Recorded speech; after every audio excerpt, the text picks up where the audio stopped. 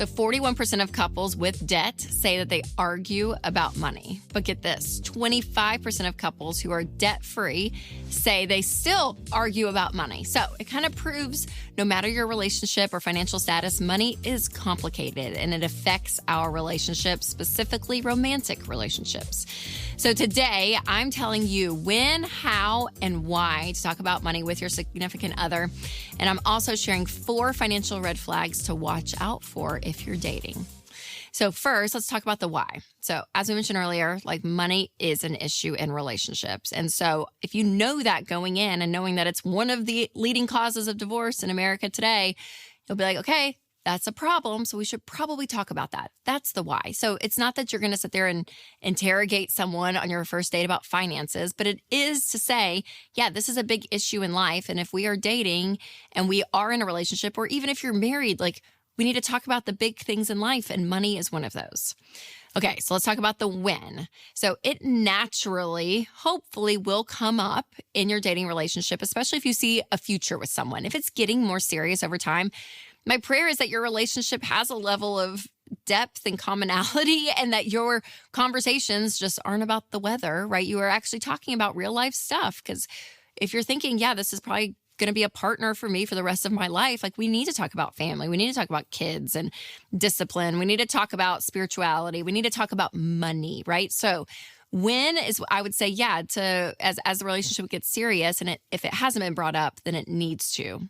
All right, before we chat about financial red flags, here's how I would bring up the topic of money if it doesn't organically happen in conversation.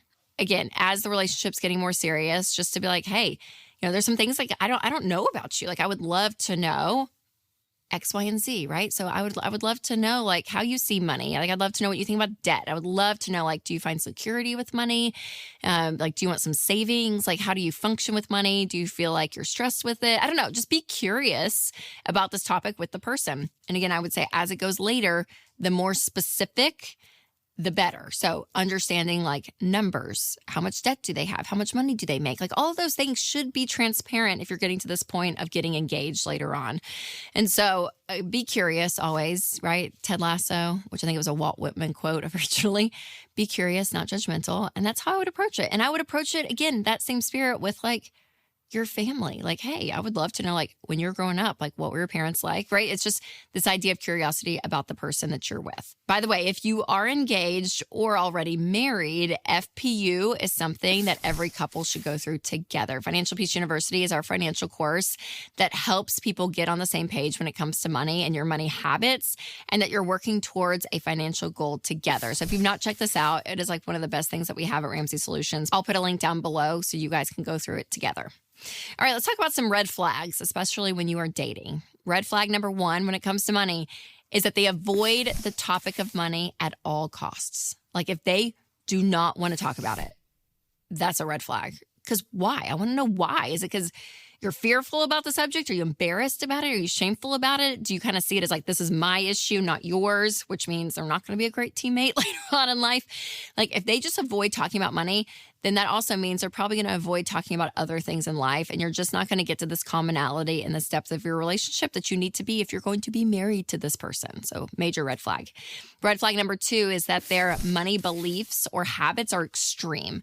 So I talk about the people who have money tendencies, right? So let's just, we'll talk about spenders and savers, right? We all naturally are going to lean one way or the other. I am a natural spender. Winston is a natural saver. So like that will always be there. But if I spent every dollar that I made in my paychecks and just spent, and even spent more than what I had, right? There's probably some red flags there of like, interesting. Can you not like rein it in a little bit and like make sure that important things are covered, like food, like all of that, right? If you're not wanting any level of margin in your life with money because you have to spend everything you make, like, again, red flags. Maybe you're not making enough. Maybe there's like not a large income coming in and your expenses are high. That's one thing to like kind of talk through, okay, how do we adjust that? But if you are extreme on the side of spending, red flag. But I would also say the same is true with saving. If you have an extreme saver who lives their life with a scarcity mentality, they end up hoarding money because that is their emotion towards money. It's like, I don't want to do anything. I just want to hoard because they feel safe. To me, major red flag, because there are going to be things in life that you're going to want to do. You're going to want to travel. You're going to want to go to a nice dinner eventually, right? You're going to want to do these things. And if they don't want to spend money, then there is something going on within them if it's that extreme. So again, we're going to have our tendencies, but the extreme side is what I would pay attention to. All right, real quick, let's talk about a major green flag when it comes to protecting your personal information online. And that is Delete Me. You guys, Delete Me is an incredible resource that goes in and removes your information from online data broker websites. I love Delete Me. It is a service that I have and I use, and it has saved me over 60 hours of going in and looking for my information and removing it. And so that is hours saved for me. And that means I'm going to get less spams and scams sent my way, which I love. So you can save 20% on an annual Delete Me plan, which ends up costing you less than $10 a month. So go to joindeleteme.com/Rachel or click the link in the description.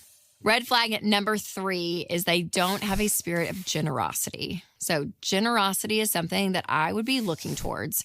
And again, this isn't like they're giving, everyone $1 that's asking. Like, I'm not talking about that, but there's like this level of like, hey, I'm going to take care of this person. Or like, you had a great waiter, waitress at a restaurant. It's like, hey, I'm going to give them an extra tip here. Or, hey, I'm going to help out my friend because they're moving. And so Saturday morning, I'm going to be with them, helping them. Like whatever the idea is of selflessness, it's a beautiful attribute to have, especially if you're going to be married to that person, because working together and serving each other, I think, is such a key part in a happy relationship and a happy marriage. And if someone is not being generous, and I would say even with their money, I would have a little bit of a red flag and know why, like what is going on, because it ends up being a heart issue. And as you start winning with money, like that part of you is magnified. And so if they are not someone that is giving and serving, again, with money, with their time, in conversation, even with other people and seeing people and valuing people, like if that isn't their spirit, I would have a red flag.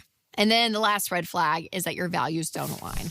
So when it comes to handling money, again, you both have to come to the table and understand, like, you both are going to have values around it. And if those values are different, then it's going to be a lot of butting heads. And now you can go about these values differently. Again, I am a experienced person. Winston loves buying actual stuff. I love the quantity of things. He likes the quality. Like, we're going to have different tendencies, but do your values align? Your everyday lifestyle, your future planning, retirement, kids, how much you want to travel, how much you want to be giving, like all of these things that we look at as values, do they align?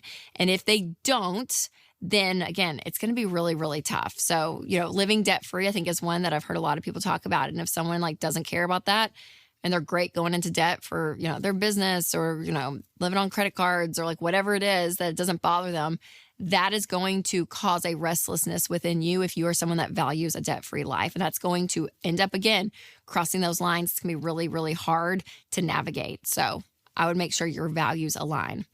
Now, one bonus tip is to remember that when it comes to money, opposites attract. So we talked about this. You're going to be different, and that's not bad. But again, the values, the communication, all of that needs to be aligned. Now, we've covered a lot today, which has been so great, but one thing we did not talk about is my controversial stance on combining finances. So click here if you want to check that out, or if you're listening on podcast, click the link below. All right, you guys, remember to take control of your money and create a life you love.